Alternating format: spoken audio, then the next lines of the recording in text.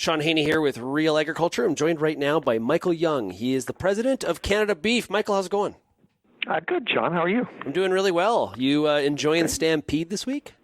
Yes, actually, I was down a couple times, and we got the good news from the government, so things are looking up. Tell us a little bit about that funding. You know, we saw basically the Chinese shutting off exports of Canadian beef and pork to the country. Although the forged paperwork has to do with pork, beef has been wrangled into this dispute. What does this money effectively do for you? Well, there's two parts. First of all, we weren't actually banned from the country. China simply asked Canada to not issue any more export certificates until they could get to the bottom of these technical issues, which, as you pointed out, information has now come to pass, and it's been sent to them. So hopefully we can get past it and move on. In terms of the investment, we will be investing this money into all of the emerging markets, but China certainly is one of the most important ones for us. It's not a large one in terms of volume now. It's about 3% of our exports, but the growth has been absolutely amazing. We're up over 300% just this year since January. So the volume and value is growing. There's a demand for high-quality protein in China, and the upper middle class is developing a flavor for grain-fed beef, and they like what they're seeing and tasting from Canada. So it will be one of our growth markets moving forward. Yeah, I've described the Chinese market for beef as sort of like the holy grail. It is the market that both Canada and the U.S. are really pushing to increase exports to.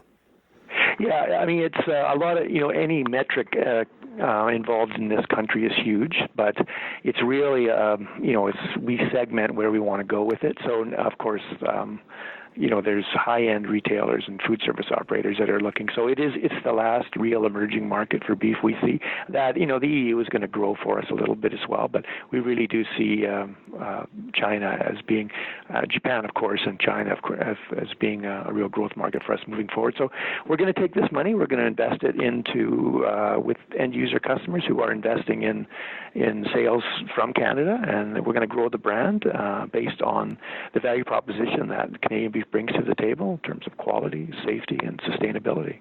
So, Michael, do you feel that this situation that you're experiencing with China is different than the canola situation? Because you said technical issues, and of course, what that sort of throws up a bunch of fireworks in my head, because in the canola situation, we heard about technical issues, and they really haven't come to fruition or been proven. In this case, has China given you a roadmap to resume trade with the country? Well, it's a good question, Sean. I don't actually have the answer for that. I know that the government and the CFIA is working very closely with Chinese officials to get this matter solved as quickly as possible. We do know, and I think everybody knows, that there is demand for high-quality protein. China's facing a lot of challenges in terms of what's happening with African swine fever over there. Their pork herd or their swine herd has been decimated, so there is a growing demand for high-quality protein. So I wish I had an answer for you, but I don't know. I know it's important. It's a top priority.